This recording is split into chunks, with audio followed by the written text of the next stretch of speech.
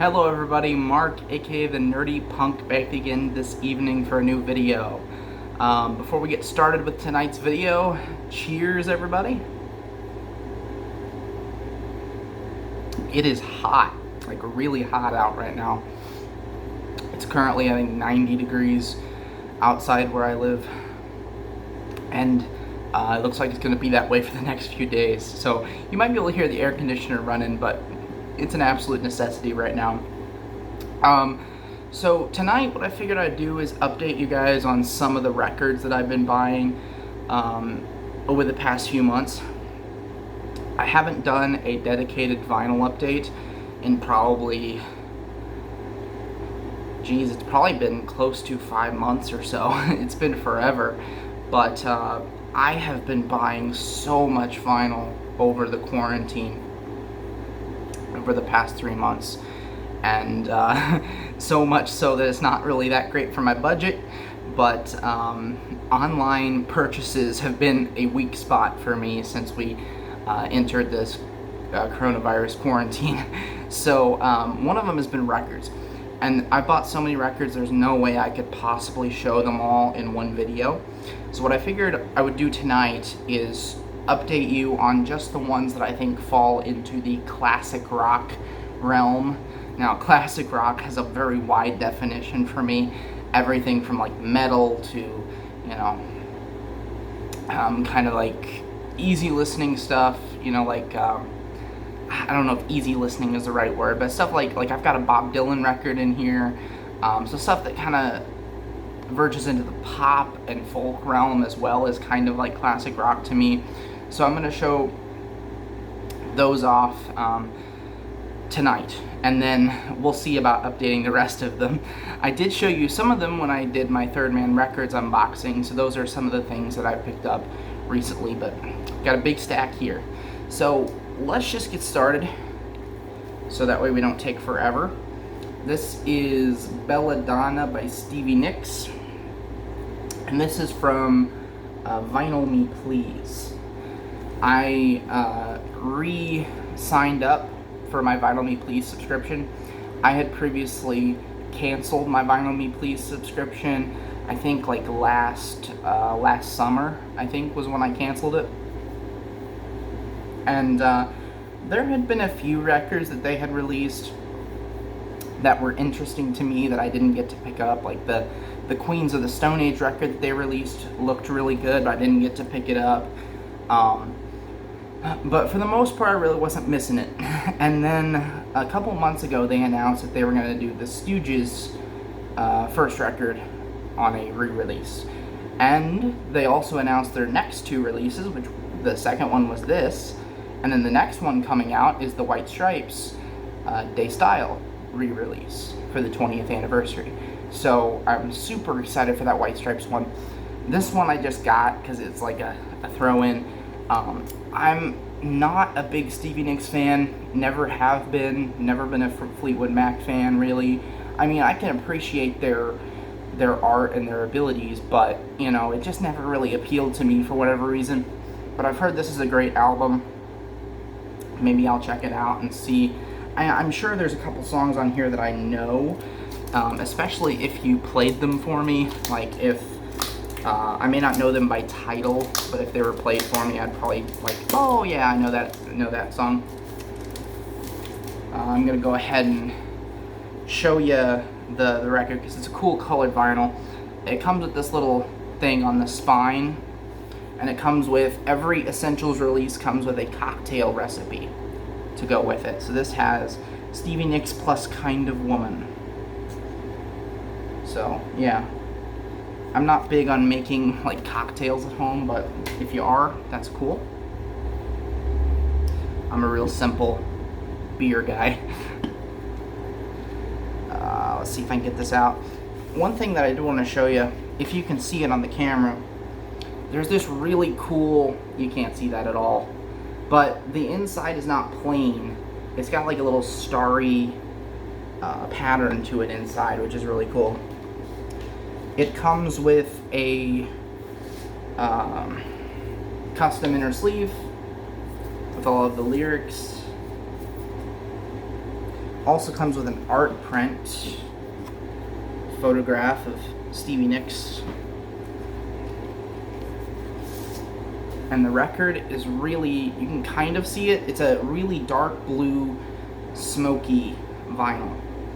Kind of hard to see unless you hold it up to the light. But yeah, nice looking record. Next one. This is my first Bob Dylan record. This is Bringing It All Back Home.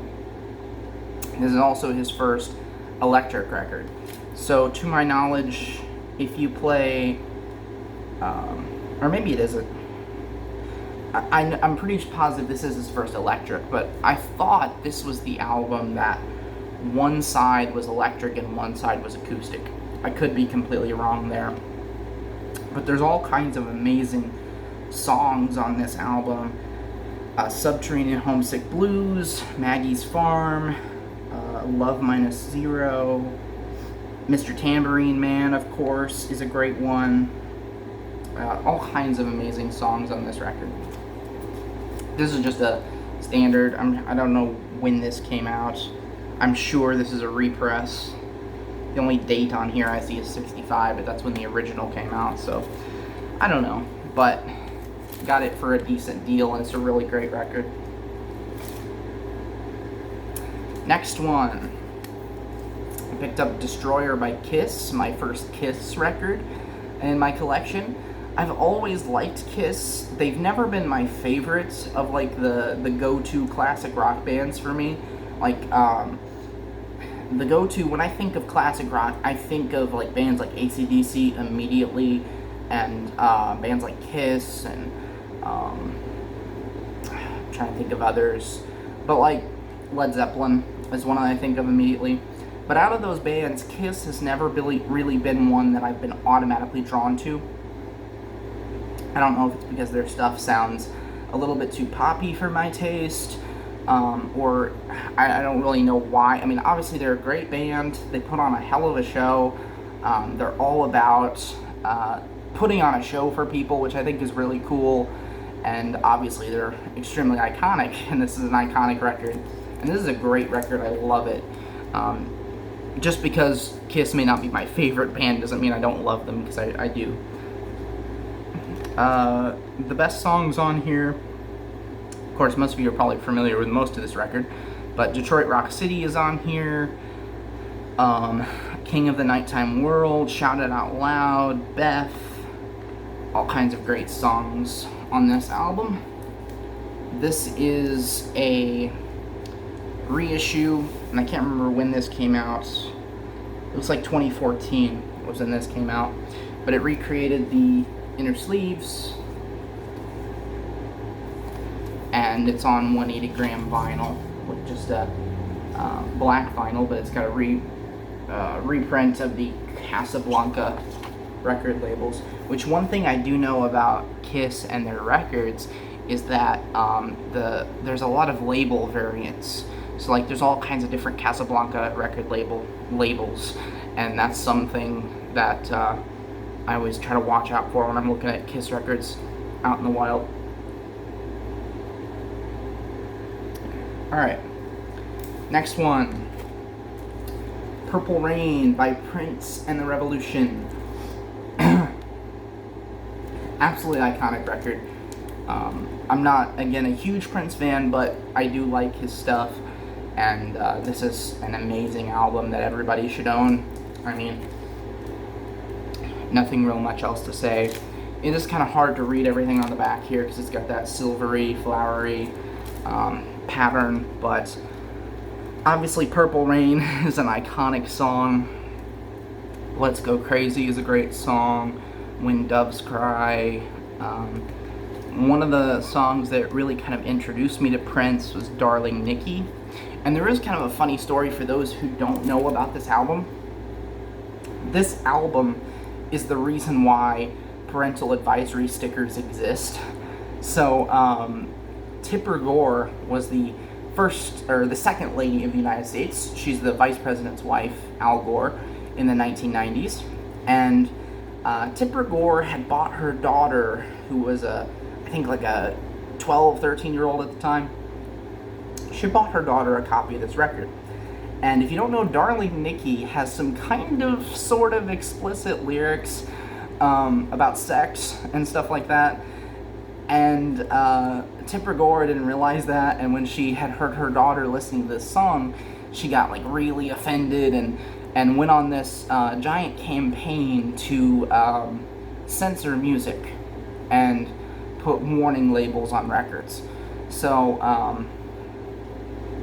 the reason why those little parental advisory stickers exist is partly because of this album, which is kind of funny and also kind of sad at the same time. Like, I hate any movement to censor records. Like, really, our kids aren't mature enough to learn about sex. Like, seriously, I think that's part of our problem in society, is we try to ignore stuff like that, and then people start to feel bad about what they like, and everything.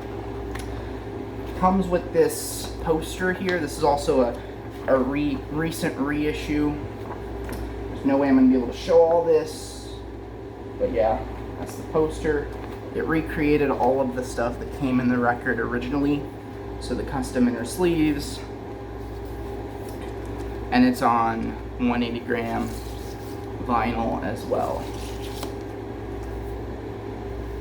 Next one.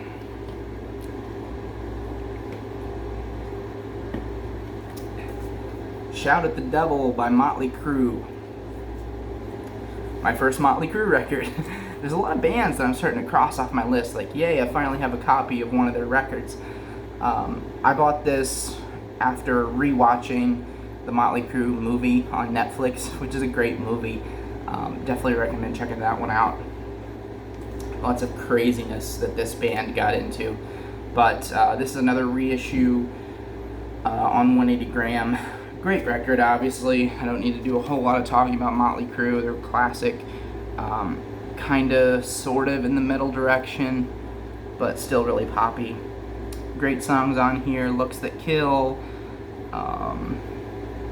Shout at the Devil, Helter Skelter. There's a cover of Helter Skelter on here. It's not my favorite cover of that song, but it's a decent one.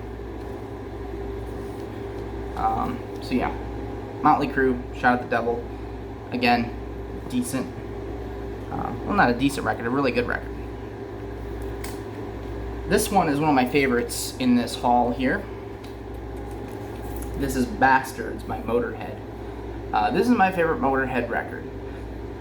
There's a little bit of an interesting thing with this album.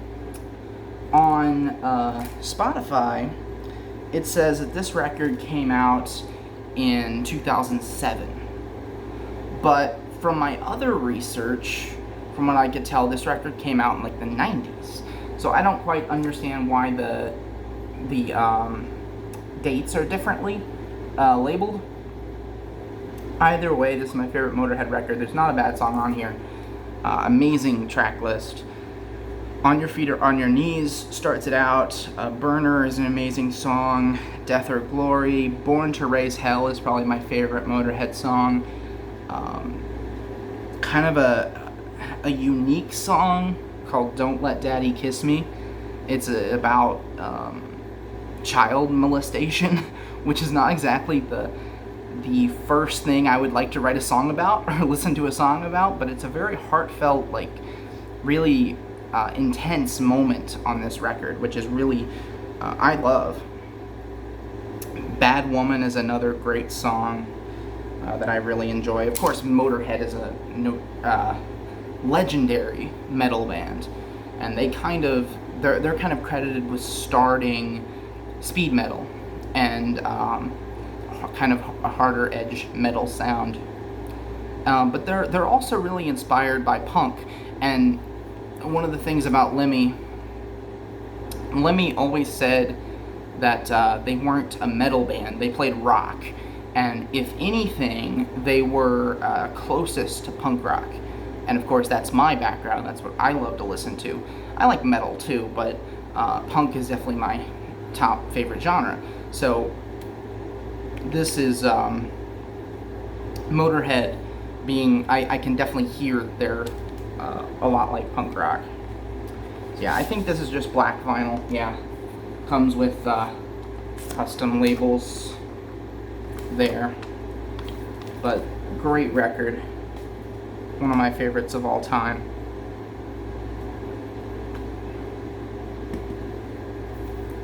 Almost to the end here. Another absolute classic. These are all just classic albums that I'd never bought for whatever reason, that I'm finally getting around to picking up. But Highway to Hell by ACDC, incredible record, classic record, must-own record for everybody, even if you're not like into rock as much. This is still a record that I think everybody should own. Incredible. Like I've said before, ACDC is like the band that captured the essence of what rock and roll is to me.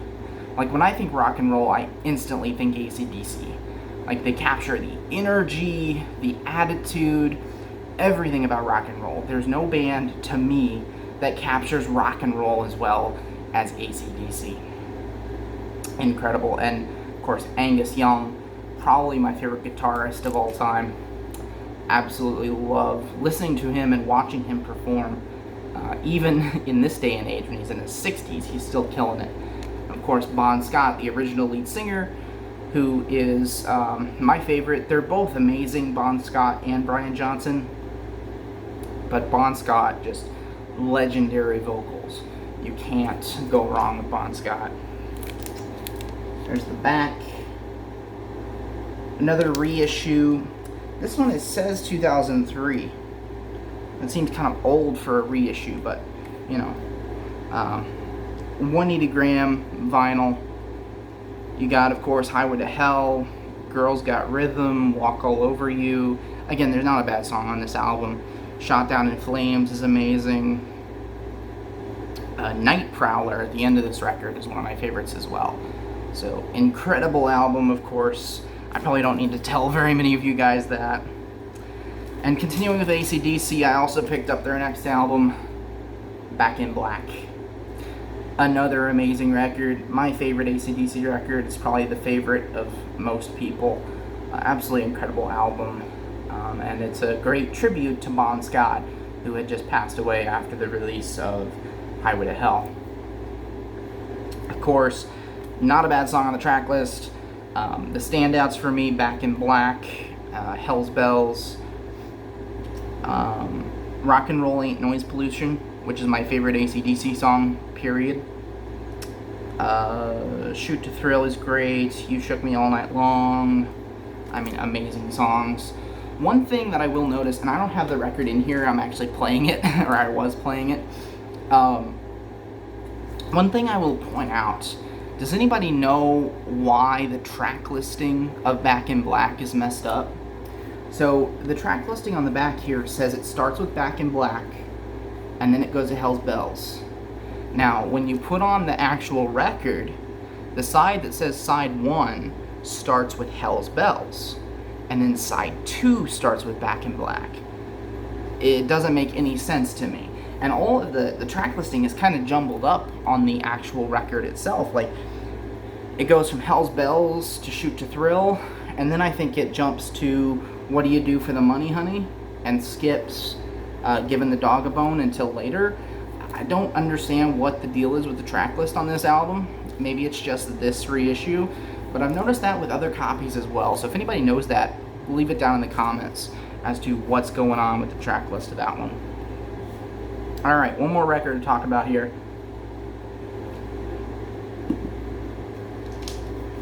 And that is Blizzard of Oz by Ozzy Osbourne.